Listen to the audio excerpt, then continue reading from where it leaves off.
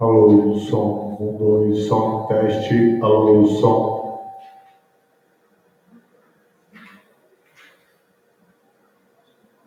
Alô, som, 1, 2, som, teste. Tá chegando legal?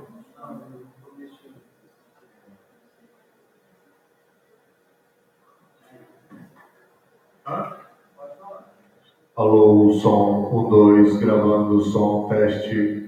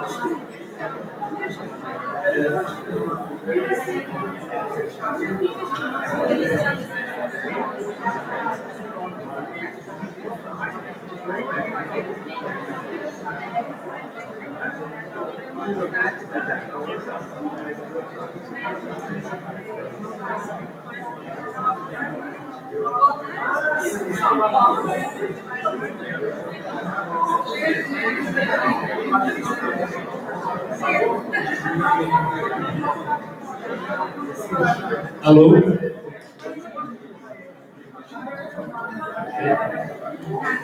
Olá, pessoal. Vamos retomar as atividades. Eu peço a todos que tomem seus assentos.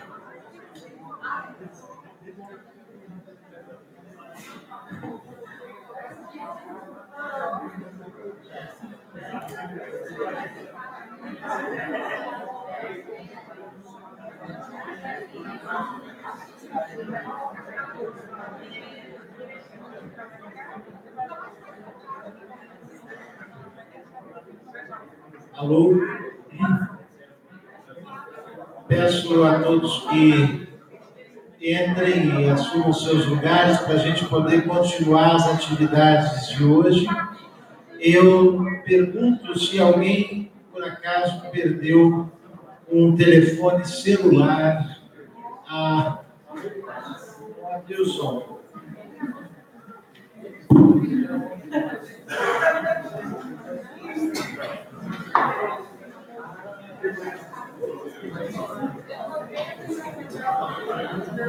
Um aviso importante, a mesa redonda que vai se iniciar agora será falada em inglês.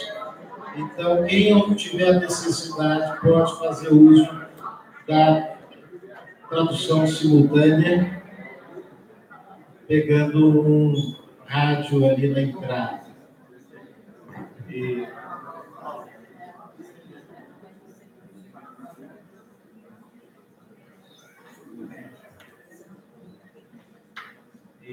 Ok, então, sem mais delongas, eu passo a palavra à coordenadora dessa mesa, a professora Mesa Redonda, que muito gentilmente aceitou participar. Eu gostaria de fazer uma nota antes de nós iniciarmos essa mesa, porque acho que a Marisa não estava aqui quando nós fizemos a abertura do evento. E, bom, o Daniel fez uma menção a ela na abertura do evento. Eu gostaria de repetir, e de alguma forma, o que dissemos há pouco, que, enfim, se esse evento hoje aqui é possível, em parte, isso se deve, em parte, ao fato de Marisa Peirano e Luiz Roberto Cardoso de Oliveira terem apoiado de forma incondicional nossos esforços de pesquisa em Timor-Leste, quando esses esforços ainda eram pouco realizados no campo da antropologia brasileira. Então, a Marisa foi a minha orientadora no doutorado e eu gostaria de aqui agradecer, enfim, de registrar um profundo agradecimento ao seu apoio. Obrigada, Marisa.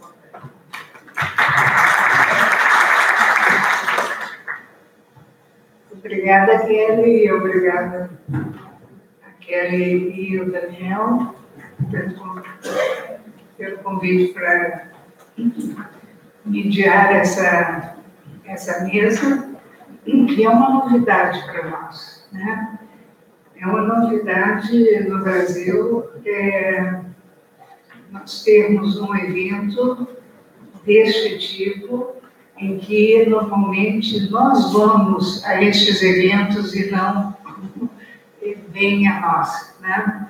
É conhecido, né, que a antropologia no Brasil se desenvolveu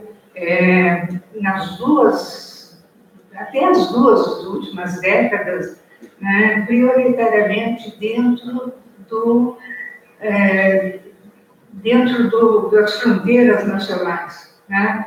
E isso é um pouco gramaticalmente compreensível, que quando as fronteiras foram abandonadas, isso é, quando a antropologia tentou ganhar mundo, né, a antropologia no Brasil seguiu a língua portuguesa e as ex-colônias portuguesas, né?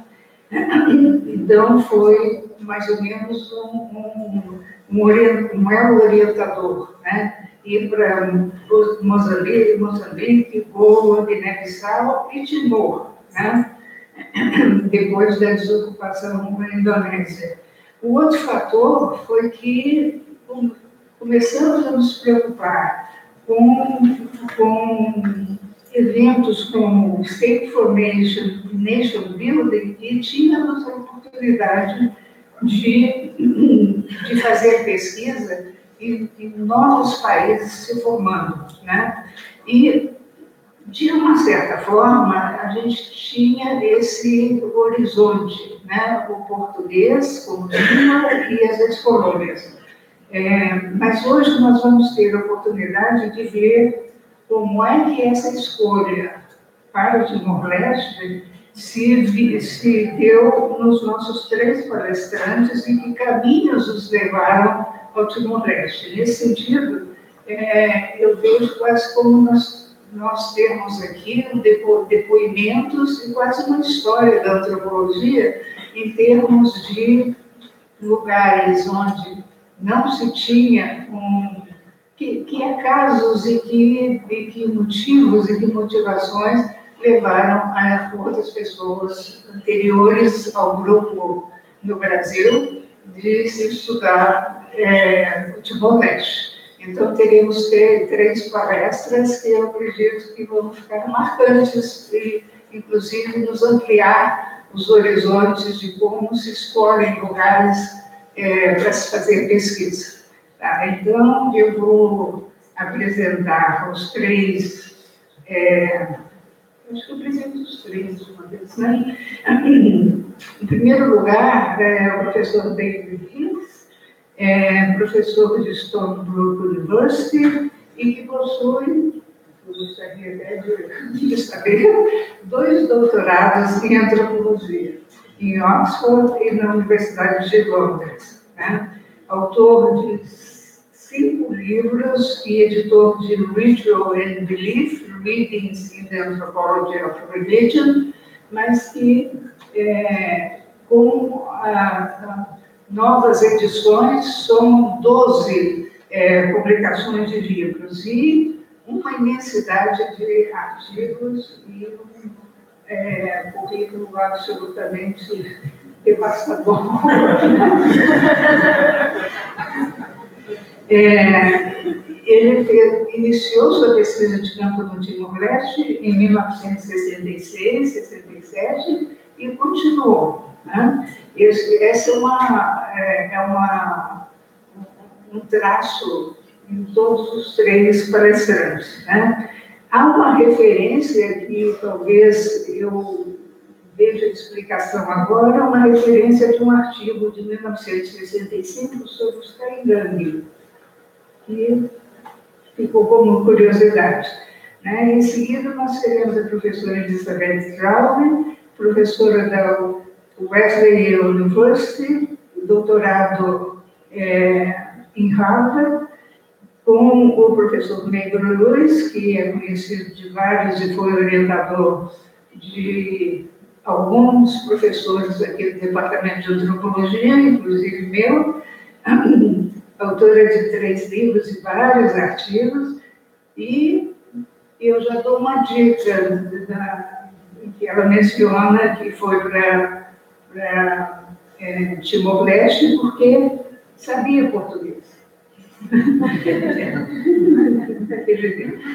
Enfim, ela começou a pesquisa em 72 e continua com interesse até hoje. Também é uma referência sobre o Brasil, em 1969, vindo fazer uma pequena pesquisa de campo entre os Apinagé. E, finalmente, Shepard Forman, o professor Shepard Forman, que não estará aqui hoje, mas estará representado por sua filha Alexandra,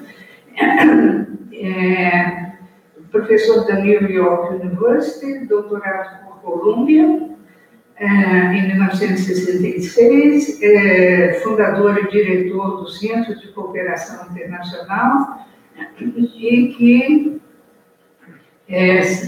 enfim,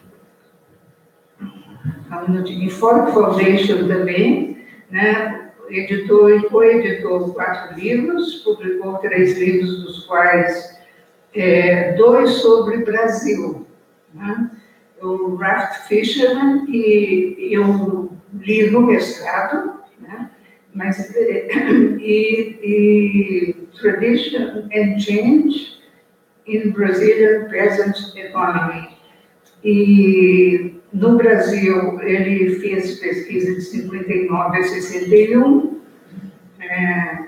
e no Timor-Leste iniciou em 1973 e 74, com interesse mantido até hoje, né? Então, eu passo a palavra primeiro para o professor David Hicks. Muito obrigado. Bom dia. Bom dia. Muito obrigado. I was asked, well, before I begin, I would like to reiterate my thanks. Is it on? Thanks, Daniel. I would like to reiterate yet again, as I did at the previous conference, my thanks to Kelly and to Danielle for the hard work that they've done in putting together these 2 conferences. A huge amount of work, I know, and even more so for inviting me and my wife to come and talk about Timor-Leste. And I thank members of the audience who come to listen to what we have to say. And of course, the university itself, which gives me the privilege of being here. I was asked by Kelly to, many months ago, to consider giving a talk about the earlier work that I did in company with my wife, Maxine, in Timor-Leste. In those days, of course, it was Timor-Portuguese, 1966 and 1967, and to discuss some of the more recent developments that have taken place since the early work of what I suppose one might call the pioneers, Dr. Traube and Dr. Forman and myself. And of course, I was very pleased to accept the commission. So what I'm going to do today, just as I shall say in a more formal way when I read my paper, is to consider how some of the work of subsequent researchers in Timor-Leste fits in to the kind of work that I did in the sub-district of, as it was called, Poshu, the Vitek, in the Conselho de Vitek, and more particularly in the sukus of Cavalo and Umuankai, where Maxine and I did most of our work. The focus really of what I'm going to be talking about is the way in which Lisan, Adat, customary observances, whatever you like to call them, whatever language, is becoming integrated or not with the laws, the regulations, the procedures, the advice, sometimes more than that, of course, coming from the central government India. So that is, in a nutshell, is what you'll be hearing from me today. Okay. The formal title of the talk is Developments in the Field of studies on Timor-Leste. An important issue in the field of Timor-Leste studies, and one currently engaging the attention.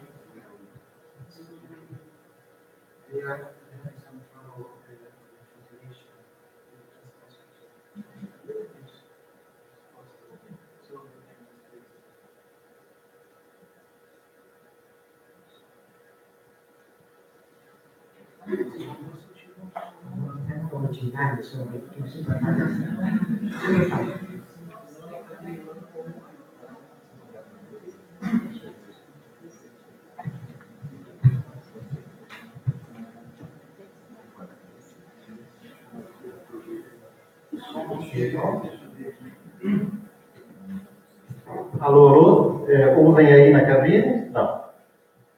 Alô? Alô? Alô?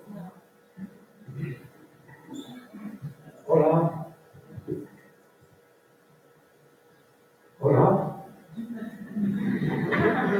Diakla. Diakla. I think we're on board. I think we can go. Danielle? Can we go? In the back? Hear me? Okay. Put up your hand if you don't. Okay. An important issue in the field of Timor-Leste studies, and one currently engaging the attention of anthropologists, sociologists, political scientists, and historians, concern the way in which local communities, villages, suku, aldea, are adapting their traditions, lisan, tradition, culture, etc., to laws, regulations, and rules that are being passed down from the central government in village. When I carried out field research in the sub-district of Hicks in 1966, this sociological interesting issue did not really arise, or if it did arise, it was of very limited consequence, because the Portuguese colonial authorities impacted people's political lives in relatively minor ways in the sukus, and lisan governed people's behavior at that level.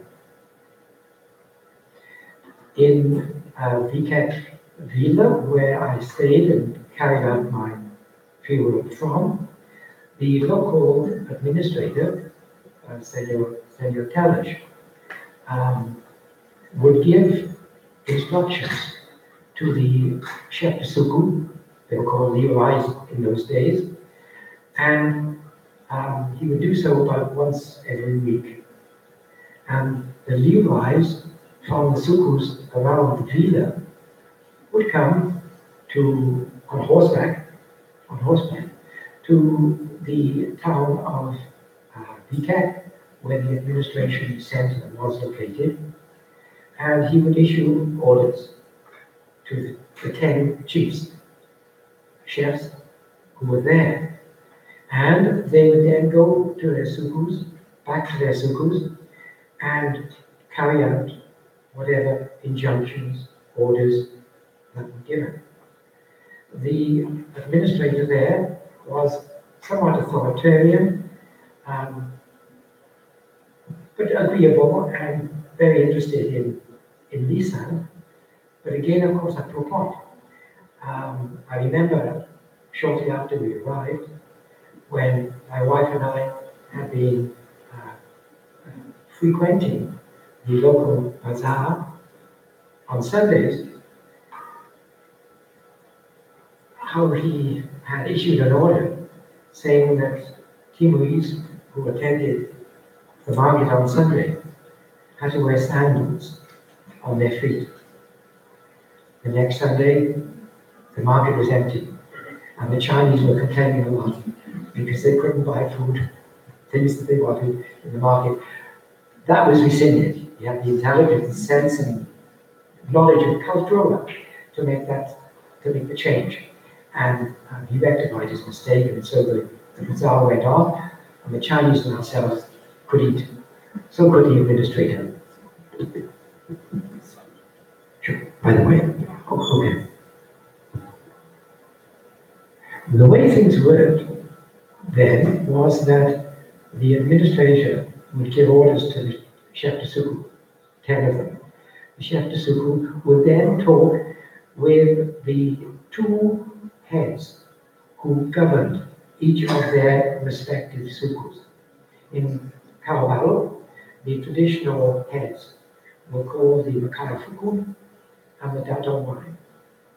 The Makassae governed the suku like a man, like a father governs his household, his children, and the Dato Wine governed the suku like a mother governs her household. And together, I was told by the people, they ran the suku. Beneath them were the chef de povo, and these were heads of the prominent, the clan, that was the Vainai of the village area. And then the orders went down to the chef de Kanua, right down, of course, to the family level. There was something of a disconnect, however, between the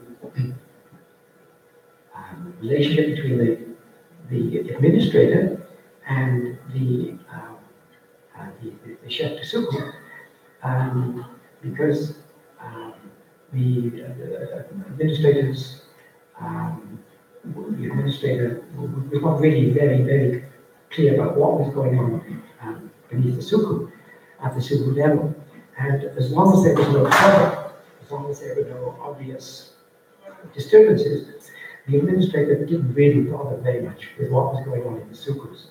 So, to quite a large extent, the chef de suku and under him the Dato Wine and Makassae had a free hand in what was going on. And I make this point, of course, in contrast with what is happening today and what I'm going to be talking about later today. The disconnect between the state today and the locality changed radically, of course, as we all know, with the Indonesian occupation, the United Nations presence, and the creation of independent Timor-Leste. The result has been the sociological issue that I am discussing today, and it has attracted and continues to attract the interest of a number of researchers. Among them, Susanna Viegas and Rio Rejal, Alexander, who of course carried out, as we all know, fieldwork in no time. Alexander Locke, who's carried out research in Balcão. Abel Boavida dos Santos, Yaldaias da Silva in Malgara, Emera, Aileu, and Likusi. Alex Guzmão in Barupite in Delhi, and in Suku Waimori, and Suku Waikai. I mentioned that as one of the sukus that my wife and I did fieldwork in Rike, and Lucius Sousa among the Puna in the border area of Nakluba. And later on, I shall be referring to each of these researchers again when the context is appropriate. A few words about what I call displacement and syncretism, and what Rui and Susanna have called cohabitation. There are several responses sukus can make to the state's attempt to impose its institutions upon them. And three possible responses are displacement, what might be called hybridization or syncretism, and cohabitation.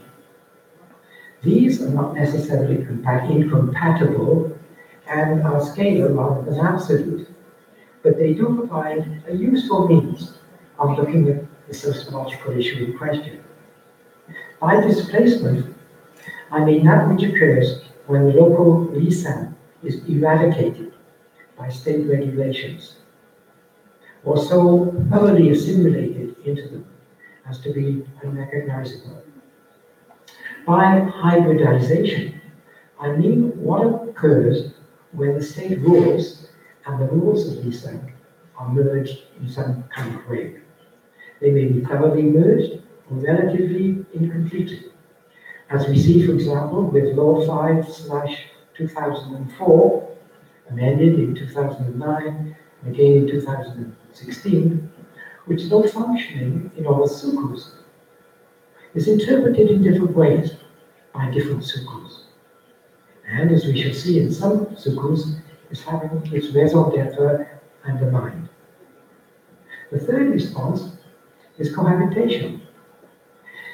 This concept was created by William and Susanna, specifically with regard to funeral motifs, where one sees a combination of symbols of the state, symbols of Lisan, and symbols of the church, occupying the same space, if I can phrase it in that way, but not integrating with one another, or to go back to the word I mentioned earlier, displacing one another.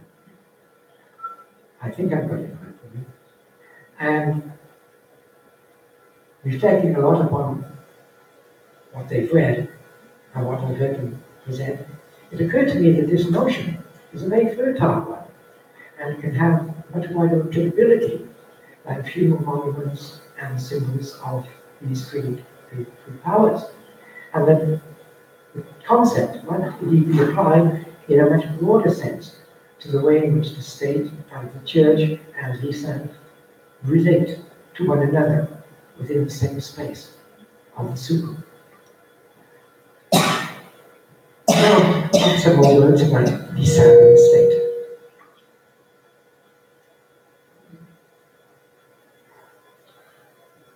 What I'm saying, to begin with, is more specific to the sukus of Kalmalo and Umo and Kai. Some of you, of course, are much more familiar than I could possibly be, but the sukus might see some differences, might see some variations.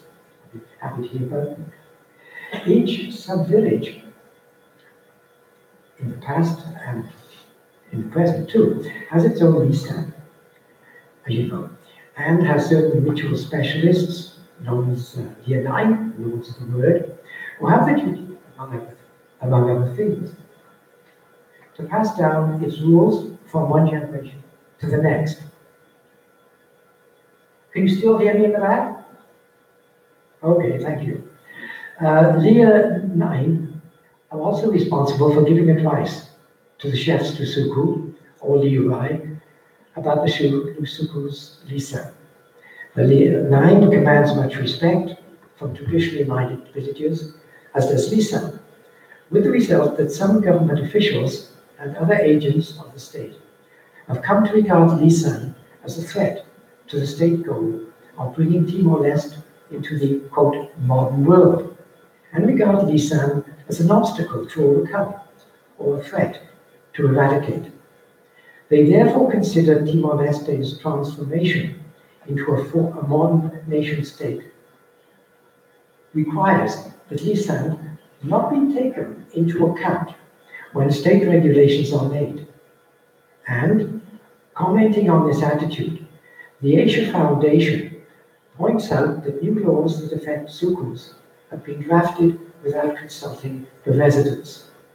The Foundation gives as one example Law 5/2004, which created a hybrid institution called the Conselho, which was intended to introduce contemporary Western values about gender, age, and social status into sukus. According to the Lisan, the council consists of male elders, katus, of the suku, married men who advise and report to the chef de suku, DUI, and mediate between him and suku residents. There are also, as we know, other components of the Conselho as well. These katus are voted into office by persons of both genders. The Conselho, however, is composed of the chef de suku, The headmen of each sub-village in Suku, 2 women represent Feto, 1 young person from each gender group. She went to Feto, she went to Manik, and 1 Suku elder. Under the traditions of Lisan, a Suku council reported to the chef de Suku, but Law 5/2004 demoted the chef de Suku to merely an ordinary member of the Conseil. At this point, I'd like to take a few moments to talk about the word Uri, because it is a word that has created some misunderstanding. A lot of you, of course, will know this very well, so please bear with us. When the Portuguese arrived in Timor, they found an island that was divided into dozens of territories.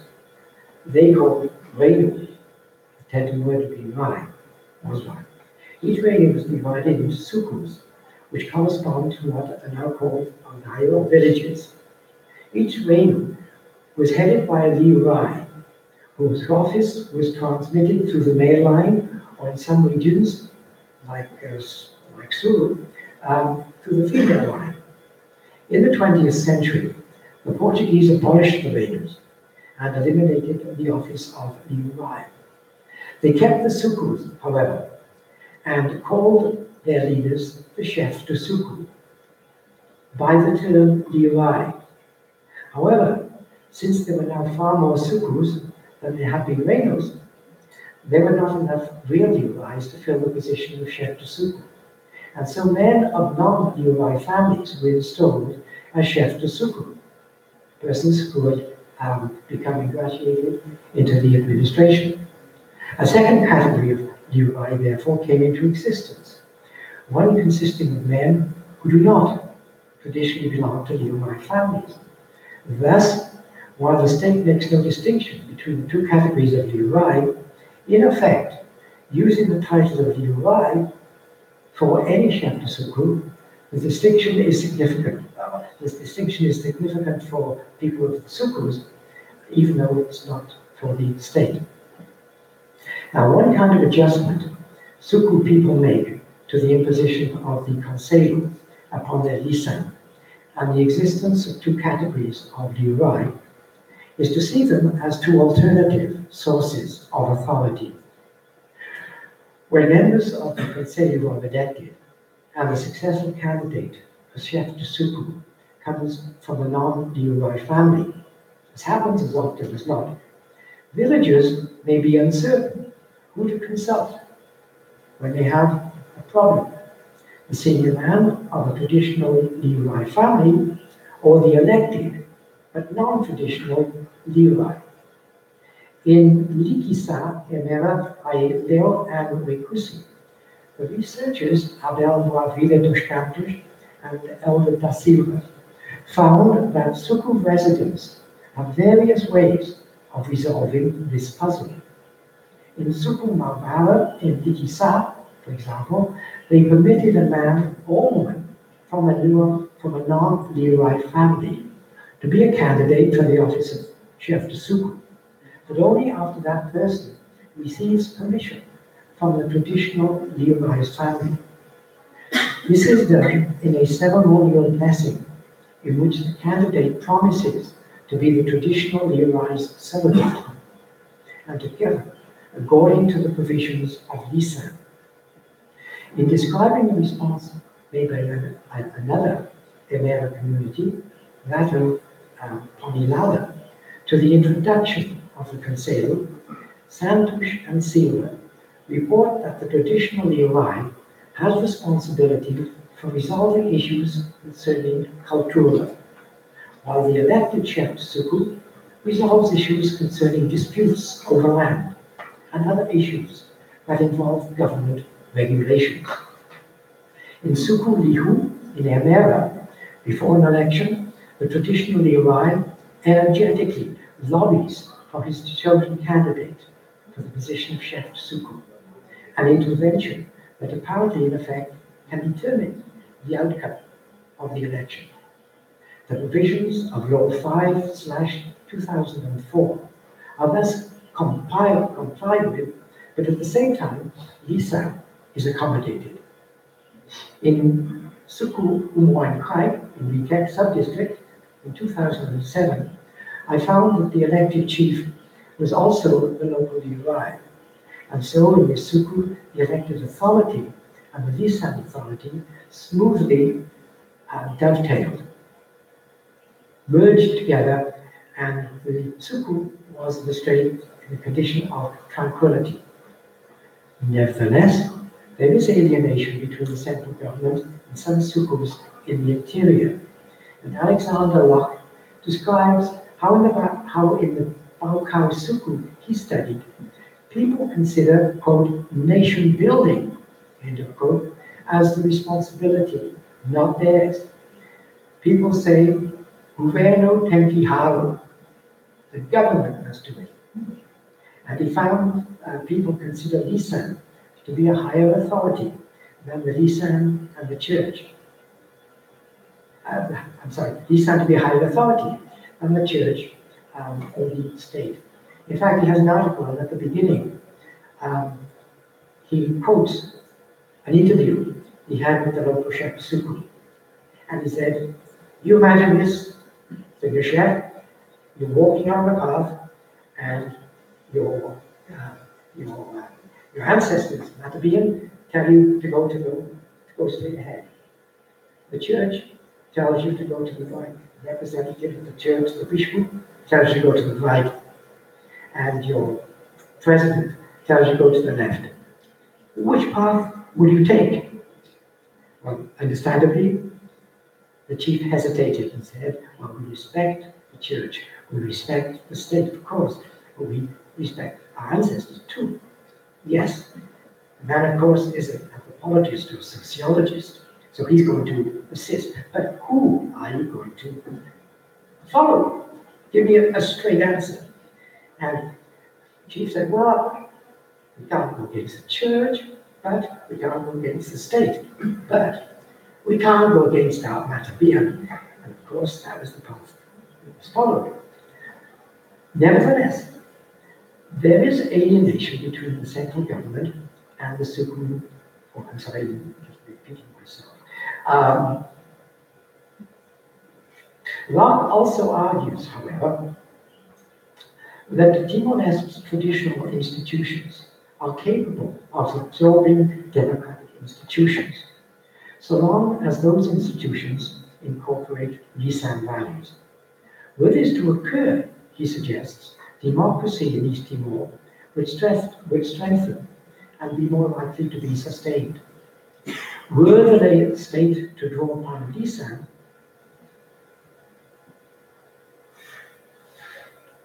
he surmises that the state would be facilitating democracy, helping democracy put down roots in Timorese culture. The alternative, he suggests, is for the state to undermine a morally satisfying communal way of life. Morally satisfying, of course, for the Timor-Leste Oan, and undermining the function of the state at the same time in the Sukus. Complementing Locke's diagnosis is that of Alex Guzman, who argues that because they are so thoroughly embedded in the Lisan, traditional forms of governance would disappear, and with them, East Timor's unique quality and the people's pride in being Timor-Oan. Writing about Herrera, Santush and Silva describe how people appear to have realized this, because they see their values of communal solidarity, collectivism, and peace bequeathed them by Lisan as being threatened by the introduction of Malay notions about democracy. The danger here, they see, is the existence of political parties, which some people look upon as a danger to their traditional moral system. Because in their view, such groups foster individualism and other anti-communal activities that bring about novel social divisions that are inconsistent with traditional ways. Santush and Silva remarked that, quote, many people are fundamentally against the involvement of political parties in the electoral process, end of quote. Villagers say that the parties competing for power contrast starkly not only with the traditional commitment to communal consensus found in Lisan, but also with the political uniformity imposed on communities by the Indonesian government, which outlawed political parties. They conclude that by ignoring the reality of socio-political life in local communities, the state's attempts to impose democracy in the suku must fail. Residents in Okusi, to whom they spoke, wanted Lisan and the state to work together in harmony, instead of creating dysfunctional situations like the one described by one youth representative whom Santush and Silva spoke with. He stated that his suku, Conselho, in reality, that members of his suku Conselho in reality had much less authority than they had in theory. And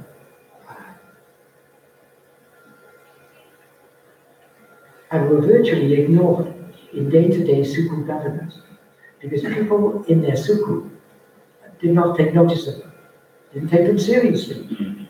And it was only when government officials actually physically came into their community that these members of the Conselho found themselves empowered temporarily to carry out their full responsibilities.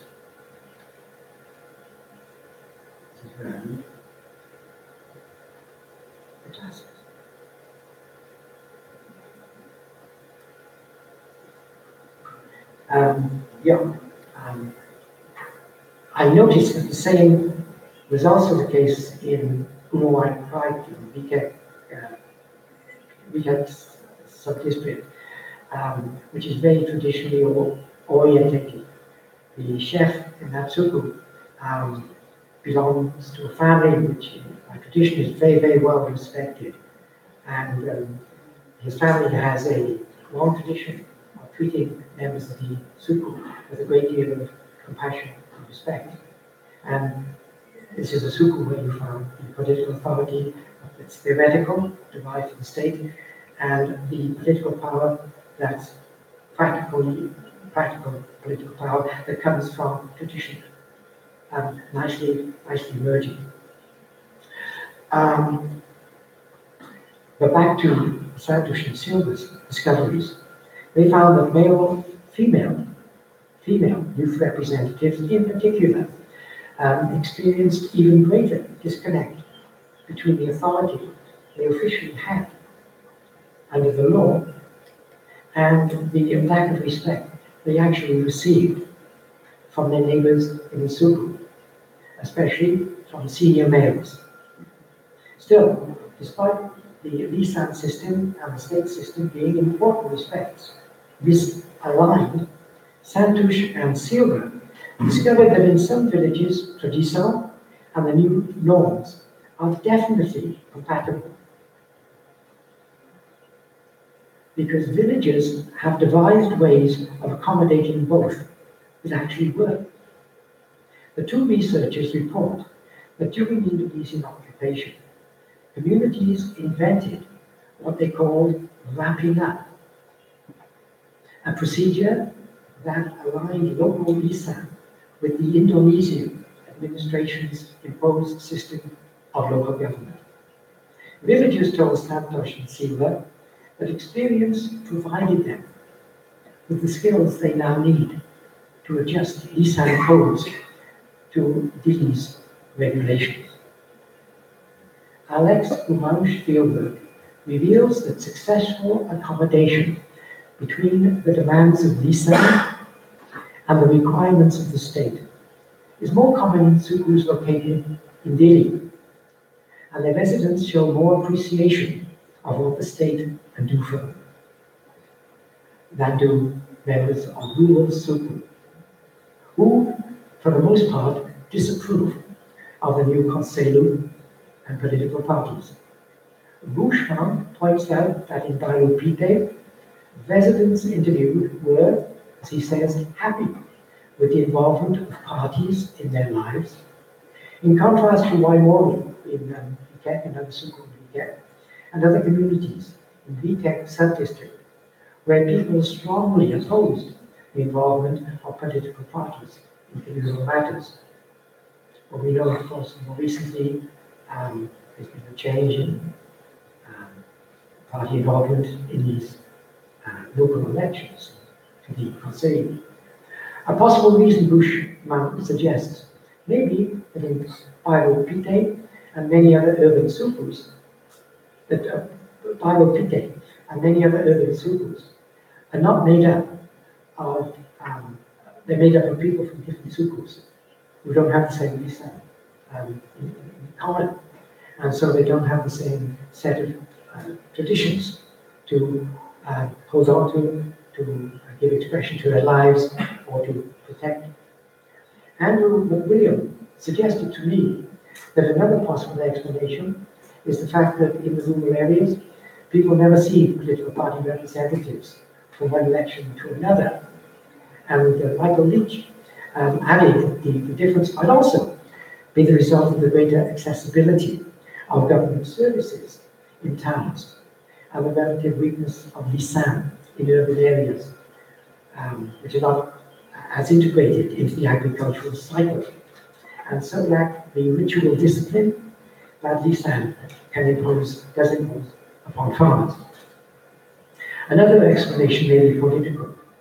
Although suku chiefs and other Conselho members residing in rural communities depend to some extent upon the resources that the central government and other external agencies provide, and therefore can't completely ignore the conditions imposed upon them by Dili. They are, after all, geographically distinct from the capital, and their lack of compliance may not be as obvious to the national bureaucrats and politicians. Then there is the matter of education. Urban people tend to be better educated and more knowledgeable about government's role and the possible benefits that can accrue from it. An awareness that may also generate a more responsive view of the political party system. Discussing the diverse reactions of rural communities to directives coming from Dili, Alex Guzman summarizes them in the following way. A. Some sukus would like Dili to allow them greater autonomy and that political parties integrate into community affairs. B. 2. Some sukus are so satisfied with their traditional leaders and traditional council, they don't understand why they should hold elections at all. Bushman noticed, as did I, that this attitude prevails in Umuanikai Suku, about whose population he writes, quote, while they had in many respects adapted elections to their cultural requirements through the election of culturally determined leaders, they regarded electoral mechanisms as having been forced upon them without consultation or consideration, end of quote. Their perspective is easy to understand, given that the same residents were unaware of the fact that their traditional system of government is part of their spiritual and cultural lives and provides for communication with their ancestors. That the same residents were perfectly aware that this, of course, was the case. Bushman adds that even in those sukus where elections were supported, local leadership was seen as the business of the community rather than the business of outsiders. And there were views expressed regarding the preferred mechanisms for nominating candidates, the role of political parties, the operation of the council, and so on, in different ways for all villages The election of their leaders is a community matter. End of quote. In contrast to opinions expressed by the residents of certain other sukus, Bushman found the residents of the suku of Parlamentu in Gauteng, Kaikoa, Watu, Tulia, and Trilonga in Bangkau, in Loihulu and Waimori in Bikek, and those in Benufe in Wekusi strongly opposed political parties involving themselves in local concerns. Their reason was that political parties create social divisions and therefore have a bad influence on cultural life. Of course, following the 2009 revision of the Suku law, political parties were prohibited from participating in Suku elections. Finally, a few words about the state's attitude to Lisan. The state's ambiguous attitude towards Lisan has been discussed by Lucille Souza, who remarks that, quote, the restarting of major community rituals, the marriage practices concerning bride wealth and sacred houses, are being faced with either praise or criticism, both from the church and state. End of quote. Souza points out that when he served as president, Shanana Guzman had announced the launching of a commission to bring together the country's Lianai, so that local tradition could be observed and the instructions of Lianai followed. This didn't happen, and the state continues to refuse to grant recognition to the traditional political systems of local communities and grant Lisan the status of a co-equal partner in local government. Conclusion.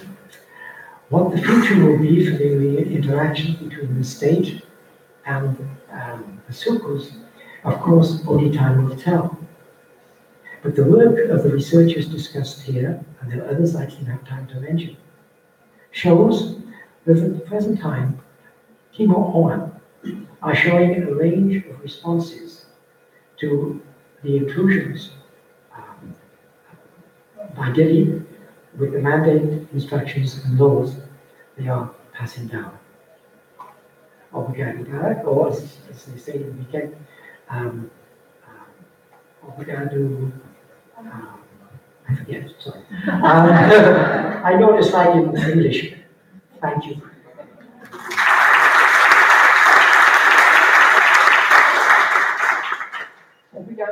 Obrigado, why? That's what they say. Obrigado, why?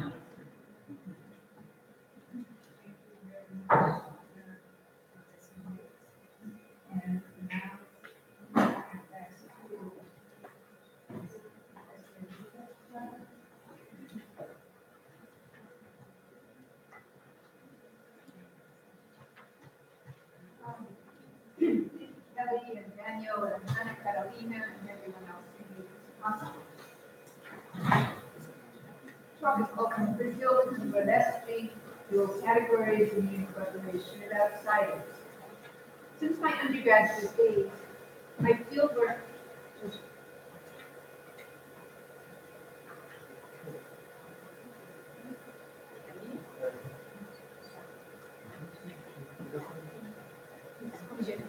Since my undergraduate days, my fieldwork has been conducted within the Lisa world. My trajectory, which took me from Brazil to Portuguese Timor, was shaped by personal considerations. I was majoring in folklore and mythology with a concentration in ancient Scandinavia when Roberto da Mata taught my junior year tutorial. Mata, who was finishing his dissertation on the Pinochet, introduced me to anthropology, and specifically to the Anglo-French structuralist tradition that was dominant at the time, at least in part. He also enlisted me as an honorary member of the J Project, a comparative study of the J-speaking Indian groups of central Brazil, coordinated by his mentor, and later with mine, David Mayberry-Lewis. With his and Mayberry-Lewis's help, I obtained a summer research grant to do fieldwork in the Pinochet village in Goiás, where Mata had conducted his own fieldwork. A central concern of the J project was to rethink the concept of dual organization. That term had initially been associated with societies that divide themselves into two groups or moieties, and exogamous intermarrying moieties had been seen as the primary form. Both Amerindian and Indonesian societies have figured prominently in the literature on dual organization. Levi-Strauss's 1956 article, Do Dual Organizations Exist?, was written to honor the Dutch Indonesianist scholar J.P.E. Jocelyn de Jong, and it purported to compare Amerindian and Indonesian forms of dualism. But whereas the former were represented by specific societies, Winnebago and Aurora, Levi-Strauss portrayed Indonesian dualism by means of an abstract model comprised of a combination of features that did not correspond to any particular Indonesian society. Jim Fox has suggested that his composite may have been derived from the model of Eastern Indonesian social structures developed by de Jong's student, F.A.E. van Woden, in his 1935 dissertation, published in 1968 as Types of Social Structure in Eastern Indonesia. Like Levi-Strauss, van Woden regarded marriage as the pivot for social organization and the basis for cosmological dualism, and he presented his model as a reconstruction of the original.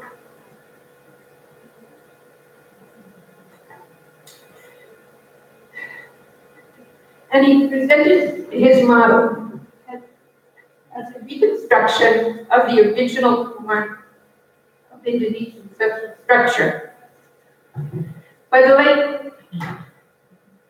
late 1960s, rather than approaching dualism as a particular institutional arrangement, ethnographic research in both central Brazil and eastern Indonesia had redefined it as a conceptual procedure that could find expression in both cosmology and social organization. In my summer with the Piaget, I focused exclusively on dualism as manifested in storytelling. Like many J groups, Piaget preserved a cycle of stories about sun and moon, two male culture heroes who come down from the heavens to order the world, and whose opposite natures produce a range of divisions. Mata had also encouraged me to pursue a particular narrative tradition about the origin of the white man. It involves an Indian boy whose disorderly conduct is seen as a danger to the community. They kill him, but he transforms into a white man. In my BA thesis, I argued that Piaget had incorporated contact relations into a pattern of asymmetric complementary dualism manifested in the sun and moon cycle. Sun, who embodies order, predictability, and regularity, repeatedly initiates a plan of some kind, which is then transformed by the disorderly and unpredictable moon. The Piaget, I suggested, understood their historical subordination to white society as yet another transformation of Sun's original plan, what Marshall Sahlins would call an historical enactment of a mythical reality. Through my fieldwork in Brazil, I developed a lasting interest in the incorporation of outsiders into indigenous cultural orders. Mata had completed his doctorate and returned to Brazil, so I wrote my BA thesis under Jim Fox, who joined the Harvard faculty in 1969. I subsequently stayed at Harvard to do my graduate work. Fox was then in the early stages of formulating what eventually became the Comparative Australasia Project, a fieldwork-based comparative study of Austronesian-speaking populations with special attention to the islands of the Lesser Sundas and the Moluccas. Rather than trying to reconstruct an original social structure, as the Dutch anthropologists had done, regional comparison, as Fox envisioned it, would develop an inventory of broadly shared dual or complementary categories such as male, female, elder, younger, sea, land, inside, outside, that served as operators in symbolic schemes. Ethnographic research would explore how particular sets of categories were mobilized, their diverse, contextualized, and contested uses as, quote, metaphors for living encoded in a pervasive binary form. Fox was recruiting graduate students for this comparative project in the making, and as I spoke Portuguese, he encouraged me to do my doctoral fieldwork in what was then Portuguese Timor. Largely following his research direction, I developed a rather abstract project focused on social and symbolic dualism. I have forgotten most of the details, but based on the literature, I expected to find dualism expressed in marital relations between wife-givers and wife-takers, and in diarchic divisions between ritual authority and political rule. Contra certain critical stereotypes of structural analysis, I did not assume that Timorese societies were untouched by history. Before going into the field, I spent a summer doing archival research in Lisbon on Timor's long, uneven history of colonial entanglements. These date back to the early 16th century, when Portuguese traders and missionaries arrived in the Lesser Sundas and visited Timor in search of sandalwood and converts. Some of these traders intermarried with native women, first on Solor and Flores, then on Timor, giving rise to a Portuguese-speaking mestizo population that came to be known as Topazes, or Black Portuguese. The Topazes remained officially loyal to the Portuguese crown, even as they formed their own alliances with Timorese rulers. Over the 17th and 18th centuries, the small bands of perpetually beleaguered metropolitan Portuguese huddled on the northern coast competed with both the Dutch and the Topazes for control of the sandalwood trade and for indigenous political allegiances. Leaders of the indigenous polities, which were small, decentralized systems, alternately resisted or allied with one or the other of the three foreign powers. Allies received European titles and regalia of office, which became increasingly valuable markers of political status. On the one hand, as scholars have later argued, Timorese incorporated external authority into local political forms, even in certain circumstances accepting overseas foreigners as stranger kings. On the other hand, local political structures were indeed modified, as David has said, by these interactions with colonial powers, and the changes intensified after the late 19th century pacification campaigns. But despite my archival research, the project that I went to Portuguese Timor to pursue in 1972 was largely synchronic in design. In my monograph, Cosmology and Social Life, I described the chaotic process that eventually brought me to the Mambai people of Aileu. I won't repeat it here, except to reiterate that I was very much in search of a more traditional community than I had found on the coast in Lalea.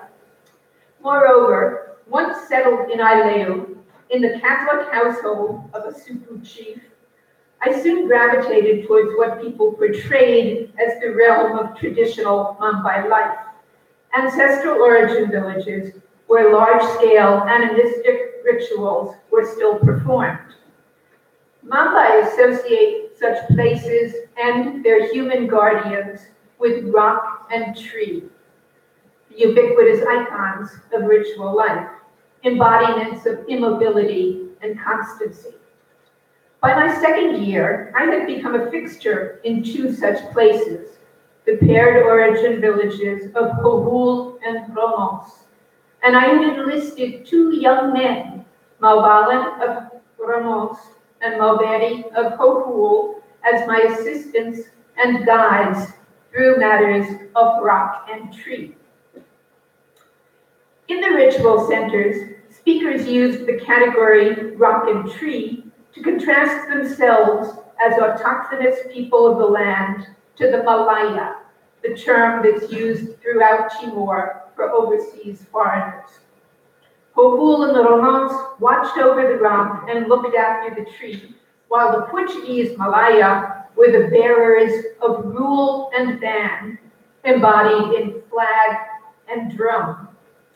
Rock and tree also contrasted with book and pen, another marker of Malay identity that was used primarily to refer to missionaries and to me. The instruments of literacy did not seem to have an origin narrative, but what people call the walk of the flag amounted to a version of the stranger king myth, with the Portuguese in the slot of the foreign ruler who comes from outside and establishes sovereignty over the people of the land. The twist on this pattern was to identify the Portuguese as returning outsiders whose ancestor had actually been born on Timor as the youngest son of the Creator's Mother Earth and Father Heaven. Like younger sons in countless ancestral origin narratives, the Malay or Portuguese ancestor gathers up a patrimony of sacred objects and strikes out, leaves the house, strikes out for the outside. His journey, though, takes him across the sea to Portugal. In his absence, ancestors of Ho'ohul and the Romans established their own realm on Timor. In most tellings, when the Malay descendants of the younger brother returned with the flag, Ho'ohul and the Romans renounced the rule to Mambai executive leaders. Together with the Malay, the local executives maintain jural order. They regulate the affairs of women and men, while the old lords sit down to watch over rock and tree, a division between political and ritual authority. I took it as a given that this origin tradition mediated the ethnographic encounter as well as the colonial encounter. That is, I assumed that I too was categorized as a returning outsider, one of the descendants of the mythic younger brother, although my emblems were book and pen rather than the martial flag and drum. What distinguished me from other Malaya, I wrote, was my ethnographically motivated interest in rock and tree. But as Chris Shepard observes in his soon-to-be forthcoming meta-ethnography, I quote, her interest in rock and tree was just a tip of what separated her from other Europeans. She was a young woman. She was living among them. She had learned their language. A young, snow-white, Mumbai-speaking American menina living, eating, and sleeping with them cannot have failed to be extremely exotic, beautiful, intriguing, desirable, and dangerous to the Mumbai. Shepard goes on to argue that in opting for a rather lofty culturalist interpretation of my significance to the Mumbai, I obscured more immediate, mundane interests that mediate ethnographic encounters. Specifically, he reads a story of erotic tension in my account of my fieldwork, and he suggests that my two assistants were in love with me. Shepard's critique is well taken on many counts. Even if I were seen as a returning sibling, I was a sister rather than a younger brother, and the complementary categories of female and male are as much operators in Mumbai discourse as elder-younger, inside-outside, immobile-mobile, land-sea. Indeed, a woman from overseas, a mobile female outsider, is in some ways anomalous within Mumbai symbolic schemes, where the category of female is strongly associated with the inside, embodied in the fixity and darkness of the house. Moreover, a Malay woman studying rock and tree may have been doubly transgressive. For if the inner realm of ritual space is categorically female, most actual ritual practitioners were men. The few women I heard of who were said to have words were described as speaking like men. To some extent, I think I tried to present myself as an honorary man. But there are some grounds for suspecting that my ethnicity trumped my gender. In both Ho'ohul and Romans, Women are prohibited from entering the White House dedicated to Father Heaven, and transgression is said to cause sterility. But Malvalan assured me that neither the prohibition nor the sanction would apply to Malaya, and my access was unrestricted. Such assurances may have been an instance of what Shepard calls defensive animism, an effort to contain the dangers that taboo-breaking foreigners posed, not only to themselves, but to the spirit world whose rules they violated.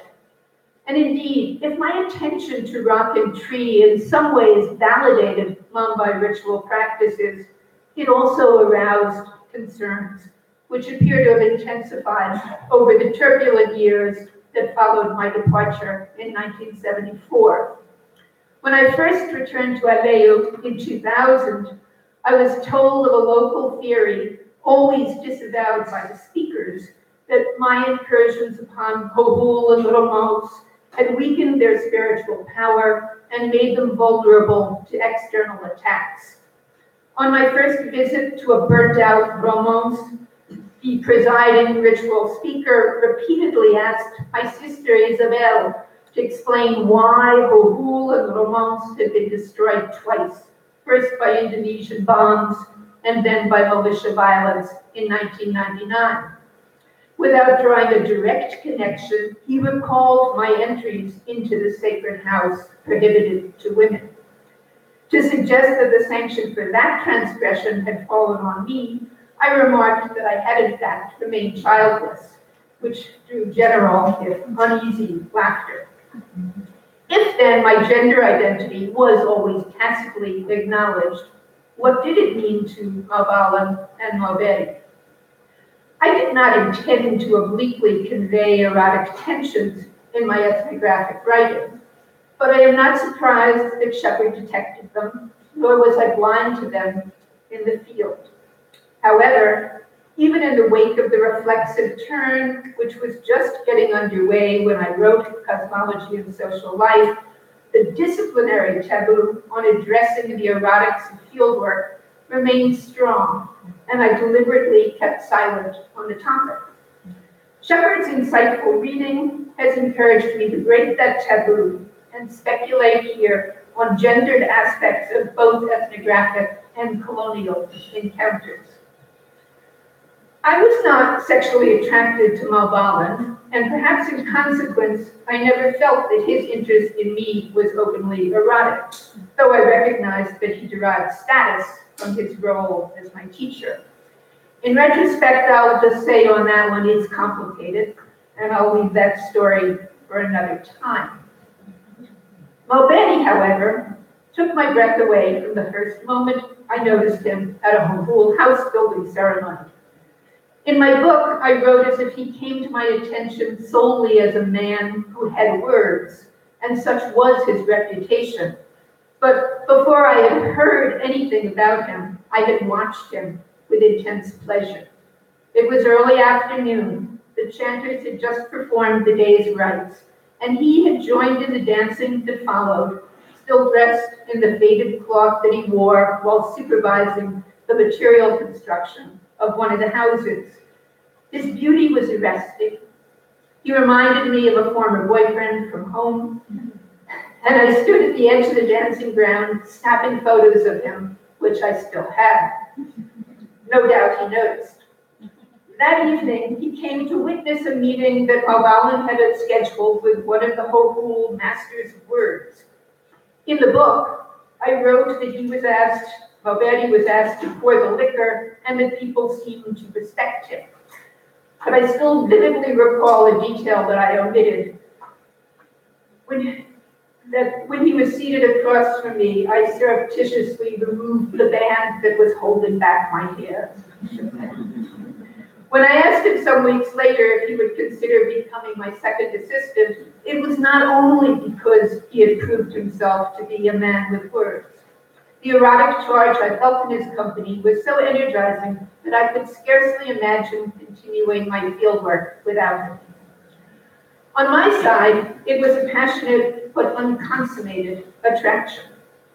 Of various incidents Suggesting it was reciprocated, I mention only two. When I first met him, his hair was long. A few weeks later, I saw him getting it cut, and he told me that the taboo he had been observing related to the house ceremony had just been lifted. Somewhat wistfully, I remarked that I had liked it long. After that, he let it grow for the remainder of my stay. And when I told him about Malvalan saying that the prohibition on entering the father's house did not apply to me, he expressed indignation at the suggestion that I was less than a woman. Mambai generally portrayed sexual encounters as properly controlled by men, but I would have had to take the initiative in this case, and there were many reasons why I did not do so. I had never heard the subject of sex in the field discussed in grad school, but like other women anthropologists, the internalized professional taboo, which later kept me from writing about erotic subjectivity, also discouraged me from initiating a sexual involvement. Whereas some women have described a fear of being rejected by the people one is studying, I was not primarily concerned about potential negative effects on my own standing. Certainly, I had felt pressures to behave modestly, but only to a degree. I was not celibate in the field, and while most of my relationships took place outside the field site during weekends in Dili or Balcão, in my second year, I entered into a relationship with a Portuguese military nurse stationed in the villa of Aileu, which I did not attempt to hide. Why then not risk an involvement with Malveri? There was no lack of opportunity. Most nights, members of my retinue slept in the outer chamber of whatever house we were occupying, and frequently Malveri was the only one. At times, I wondered if everyone simply assumed we were sleeping together. But I never heard any gossip to that effect, and what Mambai called the Timorese telephone was impressively efficient. It seemed to me at the time that our physical proximity raised no eyebrows precisely because it was generally assumed that our relations were entirely chaste. I may have been wrong. It wouldn't be the first time an ethnographer ignored what people were saying about her. However, stories about me that circulated later during the occupation cast me as a spiritual person, either in animistic terms as a powerful Ulic being who had vanished overseas but could be mystically contacted for aid, or in Catholic terms as a nun or even a saint, Maria Isabel or Santa Isabel, a pious woman who had taken up residence in Bohol and Provence as part of a conversionary effort. The latter stories, I suggest, were told largely by people who had never met me, those who did being familiar with my less than saintly temperament. But the various stories suggest that I was not remembered as an erotic subject. I believe the stories would have been different had there been rumors of a sexual affair with Malveri. And although I did not fear that an affair would put my credibility at risk, I was concerned about the potential risks for him should it become public knowledge, as I imagined it inevitably would. I'm sure I had more self-interested motives for avoiding a sexual involvement, a diffuse anxiety about losing control and ethnographic authority paramount among them. But I'm equally certain that my concern for the dangers to Malveri was not misplaced. As I had noted, intermarriage between foreign men and indigenous women had been common since the early colonial period. Throughout the colonial period, the Portuguese who came to Timor, most of them for bounded stays, were almost exclusively men. In the 1970s, the colonial administration was staffed entirely by men, only a few of whom brought their wives. Daughters, if they had them, were closely supervised. Tourism was undeveloped and largely limited to the coast. Even among the hippie travelers who flew from Darwin to Balcão and then went to Kupang on their way into mainland Asia, men predominated over women. especially in the interior, but on the coast as well. Malay women were a rarity, and single ones almost non-existent, with the significant exception of Catholic nuns. A relationship between a Timorese man and a Malay woman, while by no means unimaginable, was largely unprecedented. Categorically, moreover, there was an inconsistency between the dual categories it united, inasmuch as men rule women in the Mumbai gender hierarchy, whereas Malay ruled Timorese in the ethnic hierarchy. And in Ileu, in the late colonial era, that inconsistency could assume potentially troubling implications. Hohul and Romance people used categories of female and male, land and sea, inside and outside, rock and tree, rule and ban, to distinguish themselves from both the Malaya, but also from the local political executives. And their relationship with the latter was laced with mutual suspicion. In 1959, members of Hohul and Romance had been charged with attempting to seize the rule from the executives, or in their own viewpoint, to take back the powers their ancestors had delegated.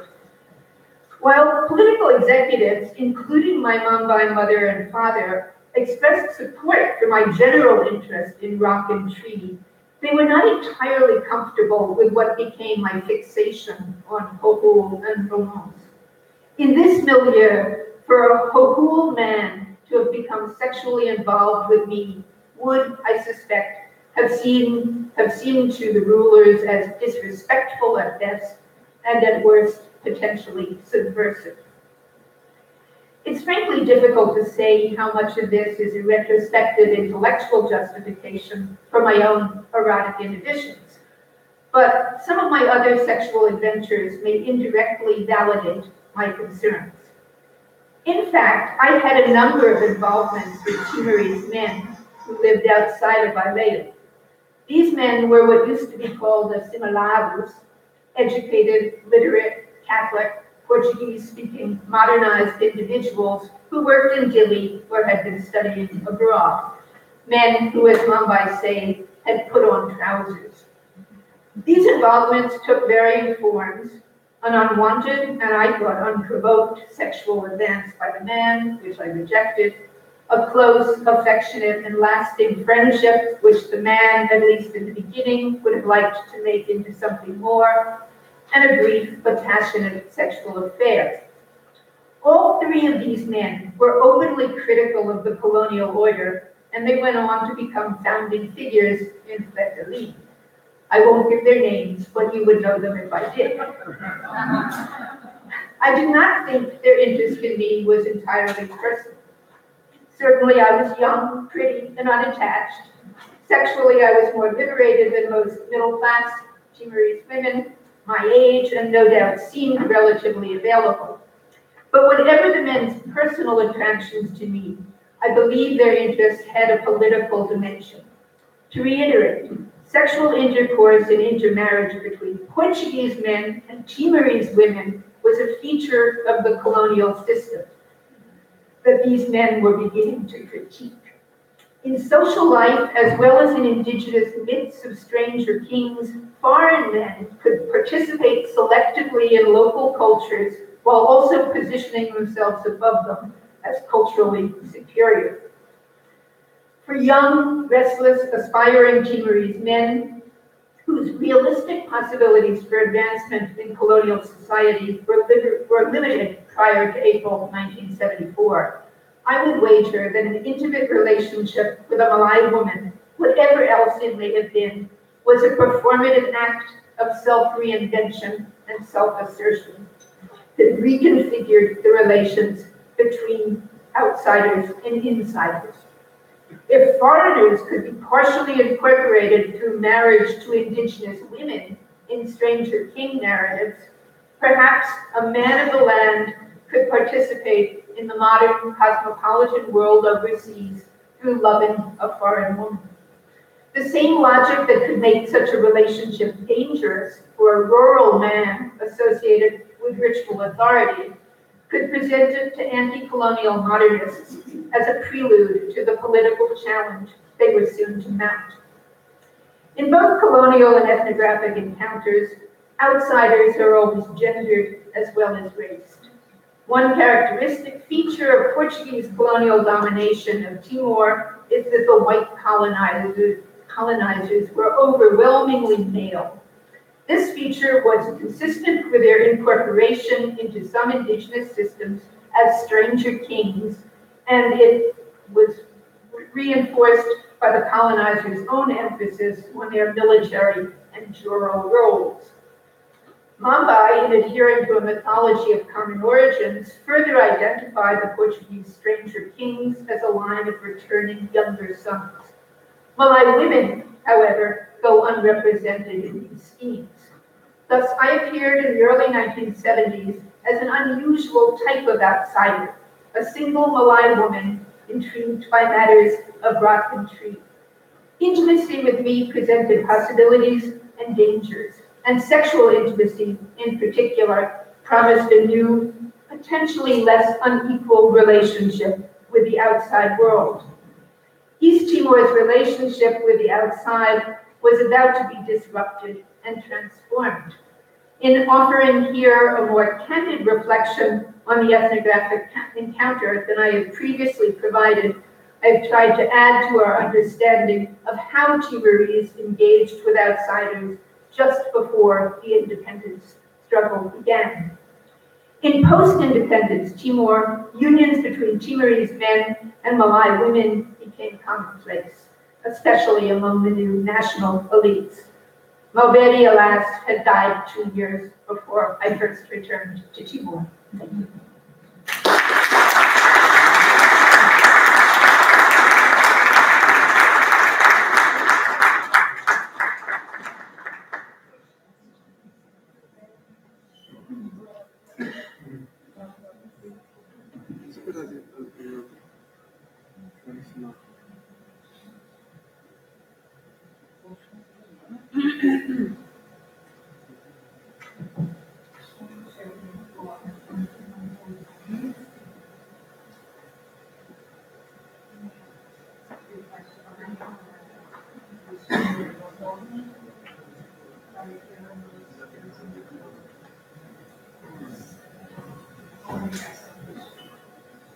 Obrigada. Acho que a gente vai começar com uma breve mensagem do Padre.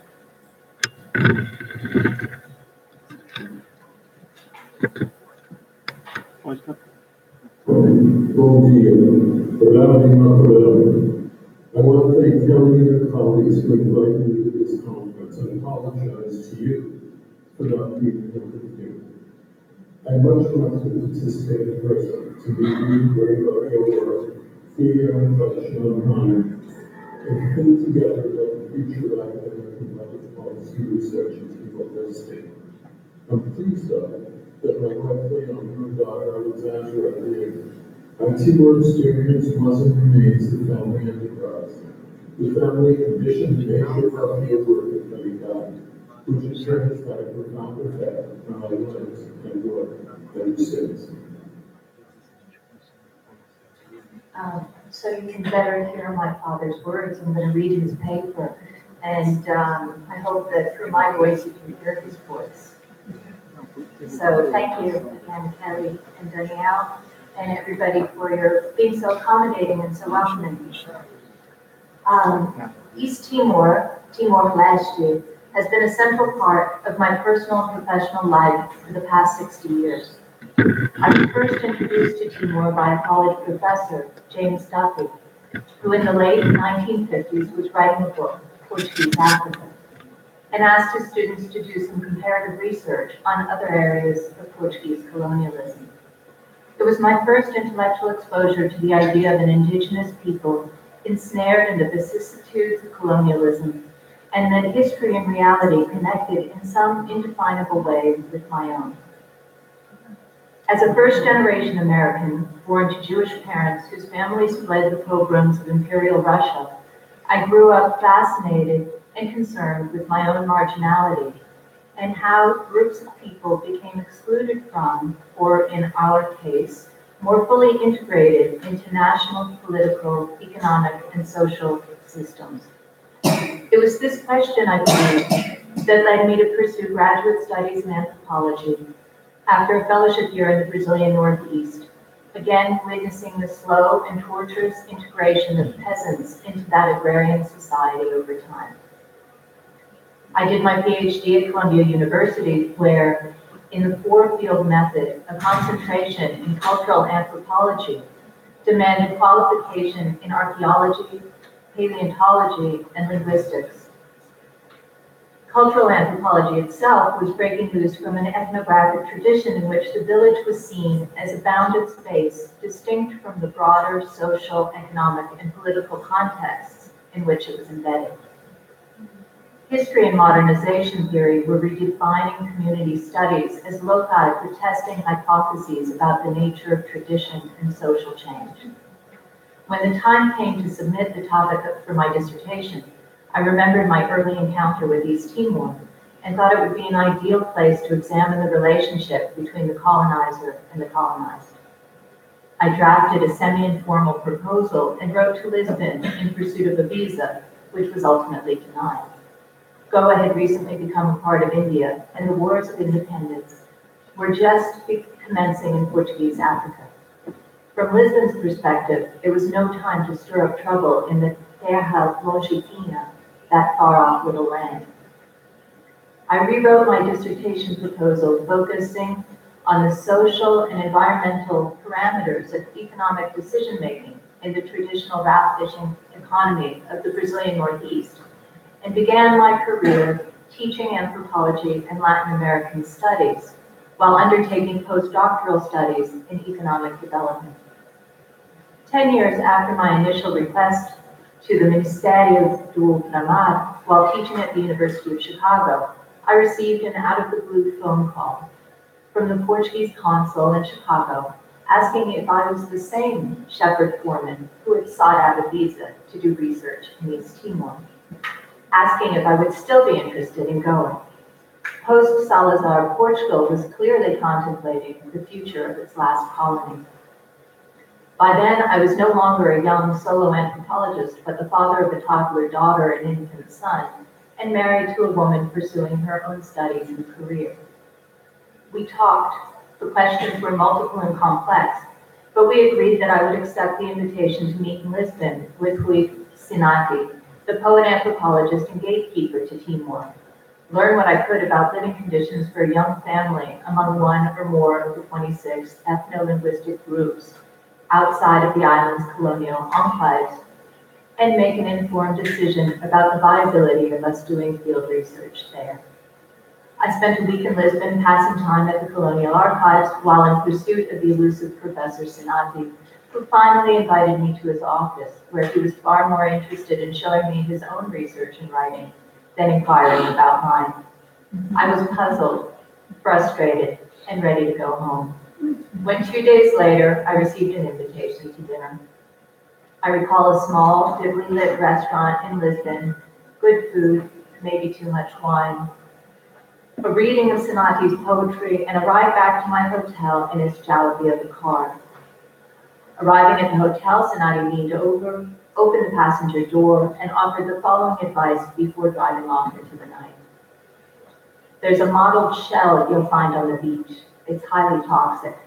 Don't let your children play with it. Watch out for the banaleki, the green pit viper. If bitten, seek medical help immediately, although it will probably be of no use. And stay clear of local politics. A few weeks later, I received my visa. I rewrote my original proposal, this time focusing on the relationship between the indigenous and colonial systems of exchange as a way of understanding the structured pattern of relationship between ranked groups. My friend David Maybury Lewis responded to it with critical advice. It doesn't matter what you propose to study, Shep. Once there, you are going to find a web of kinship, marital exchanges, death and mortuary rituals that comprise the indigenous belief and social system. Where it intersects with the colonial system is an interesting question, but you'll soon discover that it's not the primary one. how right David turned out to be.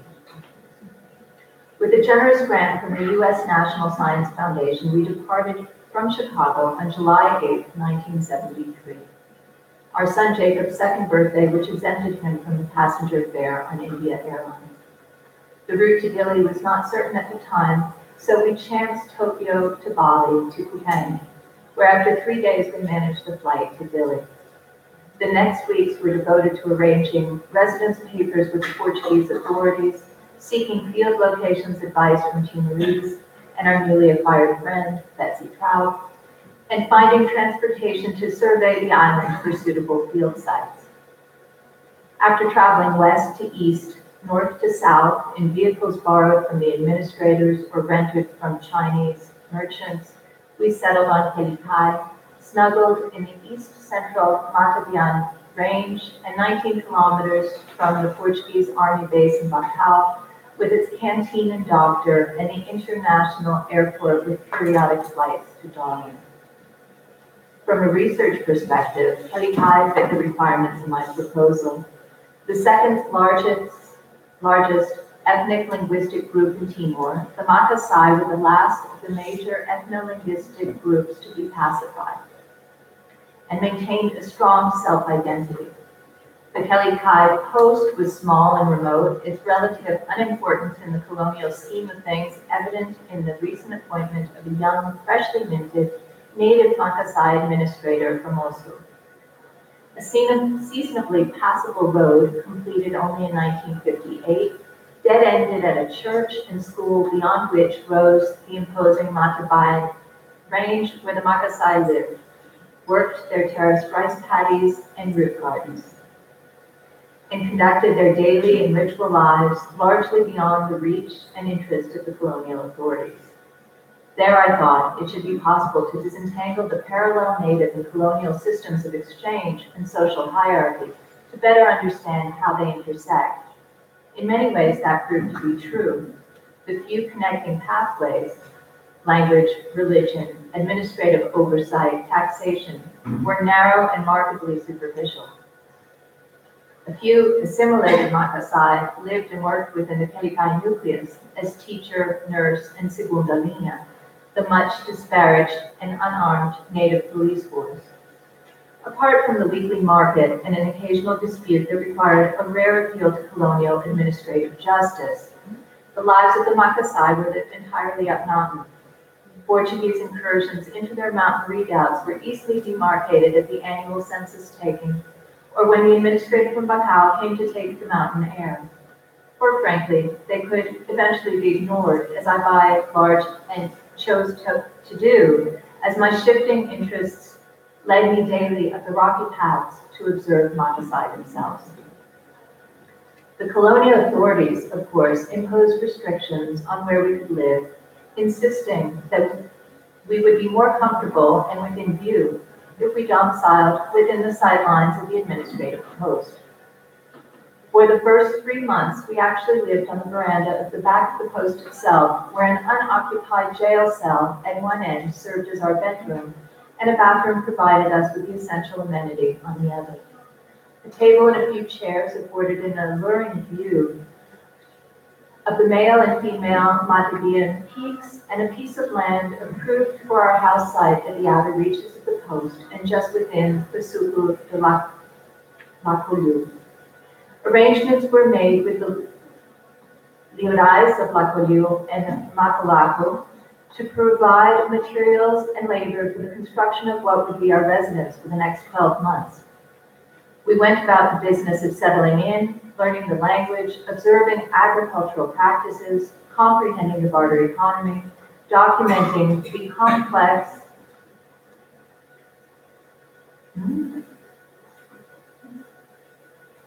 and difficult process of house building and ensuring the basics of our well-being. A series of young guides led me up the mountain paths to diverse lineage sites where dominant grave sites provided first hints of the centrality of ancestors in the Makassae belief system. References to Matabian, where the souls danced, intrigued me, as did a discussion of the need to propitiate a spirit that inhabited an extinct volcano that we had inappropriately ascended with our children when early accompanying the post administrator on the annual census taking.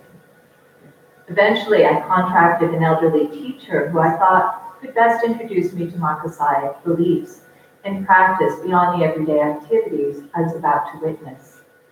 Nanae Naua, who I later learned was the keeper of myths and traditions in his own agnatic lineage, came to our house each morning for language lessons that included kinship terminologies for living relatives and the nomenclature of marital exchanges and associated gift-giving.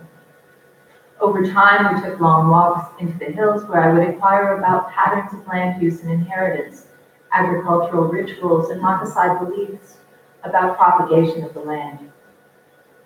It soon became clear that marital exchange, social obligations, and reciprocities were integral to lineage, structure, and alliances, but my inquiries and Nanai's responses were strictly limited by the Makassae taboo against naming the dead outside of ritual context. I was ethically bound to respect the restrictions placed on fieldwork, but increasingly frustrated by my inability to penetrate the Makassae belief system and question the profound connections between ritual belief and practice. About 8 months into our stay in Pilikai, now settled into our house, our obligations to the house builders fulfilled, our garden planted, our chicken coop full, our pigs fattened, and our goat giving milk, we took leave of Pilikai to lecture at ANU and take care of some nagging health issues. Our trip coincided with the Passover holiday, and Derek Freeman invited us to join him in a community seder hosted by the Israeli Embassy in Canberra. When we returned to Pilikai, there was a noticeable change in atmospherics, as though by coming back we had demonstrated a commitment and purpose that the Makassae seemed to welcome. Nanai himself was more open and inquisitive and invited me to accompany him to a baralaki and a gift to the grave ceremony. At one point, he spotted on our table a copy of the Haggadah, and we had brought back from the Seder, and was immediately curious about the cover drawings of Hebrew scribes who, barefoot and draped in simple cloths, seemed to remind him of himself and other Makassae elders. He asked me what was written in the 2 distinct Hebrew and English scripts. I told him the book was written in our ritual and everyday language and used to transmit the history of our people across generations. Excited, Nanai cut short our lesson and hurried back in the direction of his ancestral hearth, returning the next morning with a group of elders. Examining the Haggadah, the elders asked for further explanation and wondered whether I could write a Haggadah for them so that they could pass the myths and traditions on to their children. Recalling my training in phonetic script, I said that I could, but would need to learn from them what should be transcribed. Led by the senior Kurupi, they agreed that I would need to attend their marriage and mortuary rituals, record the origin myth, and map the genealogy from Uruatu, the moon sun supreme deity, across generations to Nanai and his only son. They would speak the names of the spirit ancestors until they determined it was time to placate them and secret their names again with the sacrifices of a ram whose horn turned twice. Nanai was to be my teacher, and I would teach his son how to read the phonetic script. What followed was a fieldworker's dream come true. Now Nanai could openly relate the origin myth, recount how a wren flew down from the top of Matibian to the sacred site of Turanaba, kicked back the floodwaters, broke his leg, turned to rock, and nestled in a branch by the giant banyan tree. Uruatu's hermaphroditic son followed the wren down the mountain, split into a brother and sister who incestuously bore a baby boy and a baby girl. They procreated as their parents had done and gave their son to the childless founder of Kaosi, Nanai's house of origin. From there, Nanai explained the formation and structure of his agnatic lineage, carefully reconstructing his genealogical and affinal ties to other lineages through ancestors who moved down the mountainside in a process of fission and alliance that gave rise to the present cluster of Makassae descendant groups. Production and reproduction were intricately interwoven in a Makassae life paradigm expressed through the idiom of exchange.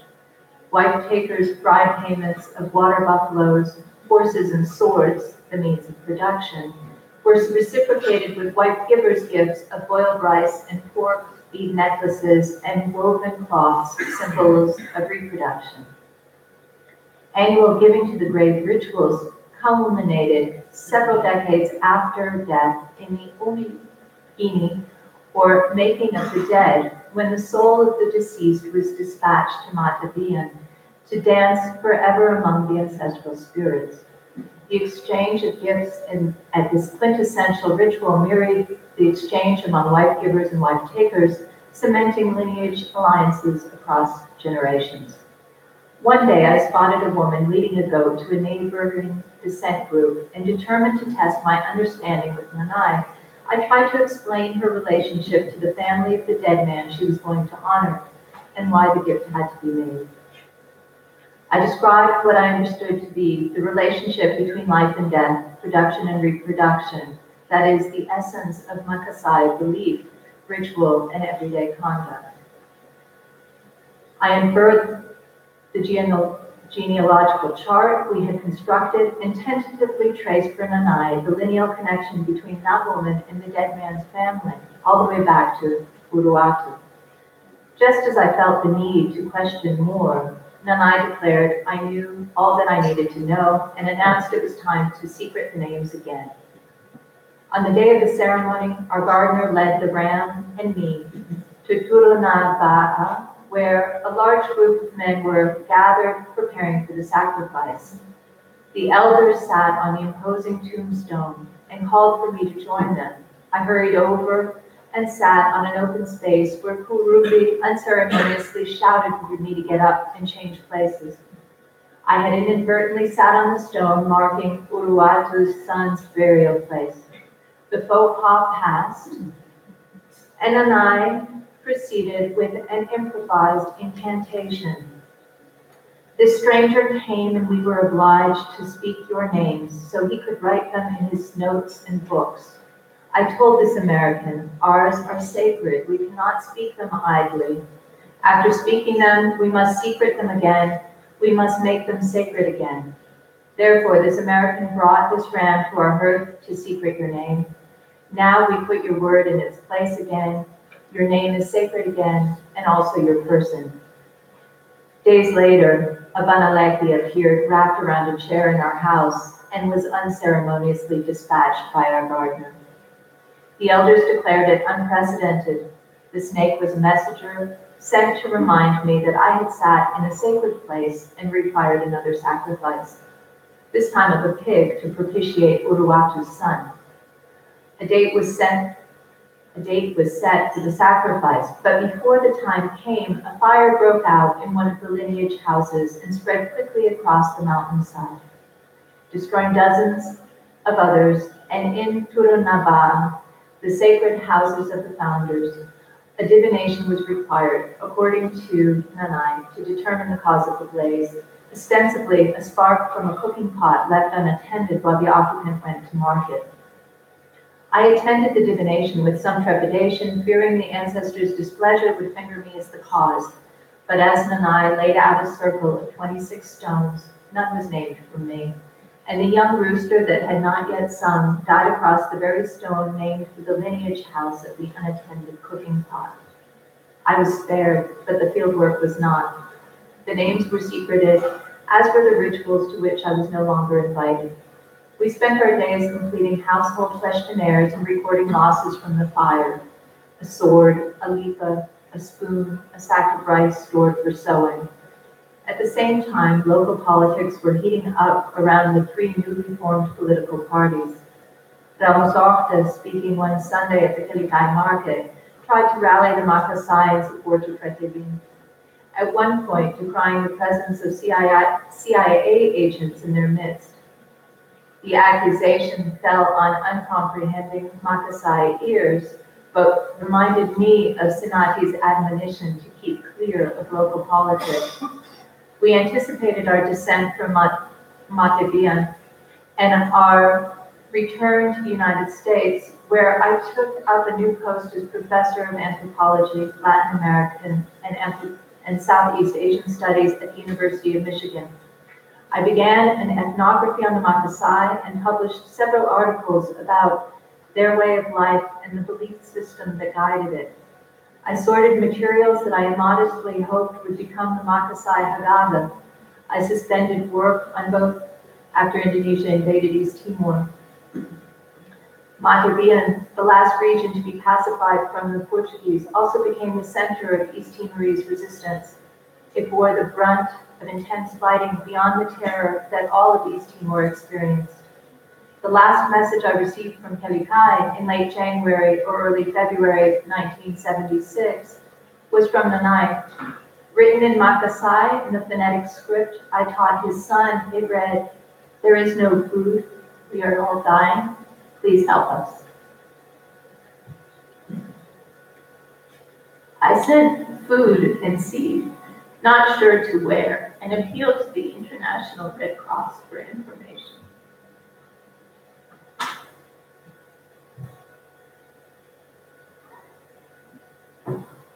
The ethnography and Haggadah seemed purposeless, and I turned from academia to activism, joining the Ford Foundation as Director of Programs in Human Rights and Governance, where I hope to have more practical influence. I gave testimony, along with Betsy Traube, at a U.S. congressional hearing, engaged the media, worked with the UN East Timor negotiating team, lobbied ambassadors to the UN, and provided what support we could to Ramos Horta and the international resistance. In November 1999, I was asked by the UNDP administrator to introduce his staff to the Timorese leadership and spent several weeks reviewing the horrific post-referendum destruction from the UN encampment that weeks before had itself been under siege. My son and I were privileged to be José Ramos Horta's house guests in Dili for independence in 2002, and Leona and I stood proudly with the Timorese delegation when the flag was raised in the UN later that year. I returned to Timor again in 2006 to help Horta devise a plan for economic development and youth employment. On those last two visits in 2002 and 2006, I had occasion to return to Kelikai. Visibly little seemed changed, save for some urban growth with a number of houses now encircling ours. Rice was being harvested, and I wondered if the ritual sowing and threshing had returned to the terraced paddies along with the Makassae, who, en masse, had fled to the mountains or were dislocated to coastal encampments during the Indonesian occupation. I imagined returning for a longer time, spreading my genealogies across the floor and determining what had happened to each descent group after the invasion and during the occupation, an ethnography of occupation, if you will, and comparing ritual practice between then and now. Most of all, I regretted not completing the promised Haggadah. As for the ethnography of the Makassae, the draft chapters no longer make sense to me, and I believe I now understand why I never finished it.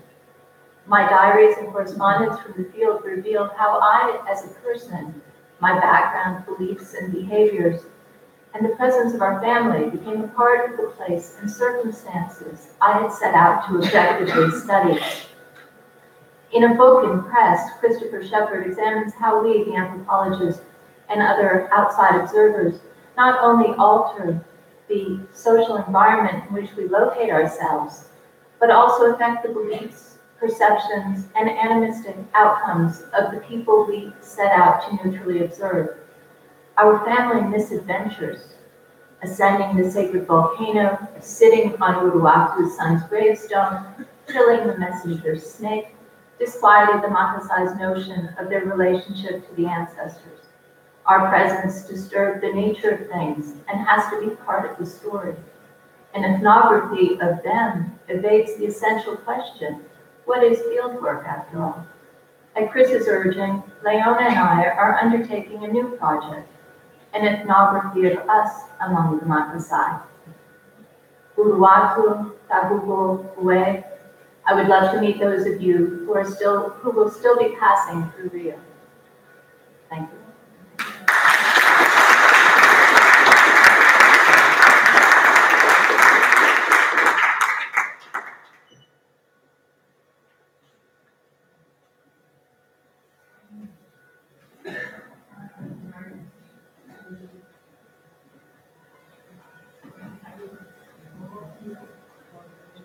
Thought-provoking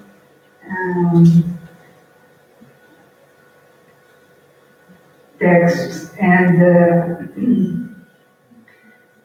I think there are so many questions to ask to the author. I think we would need a whole afternoon to be able to develop them.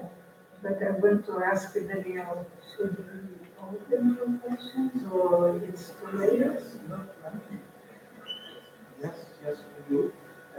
You just now informed people who is following us on the internet that we need to stop the internet transmission by now, streaming, and we are trying to get in contact with Chef Forman by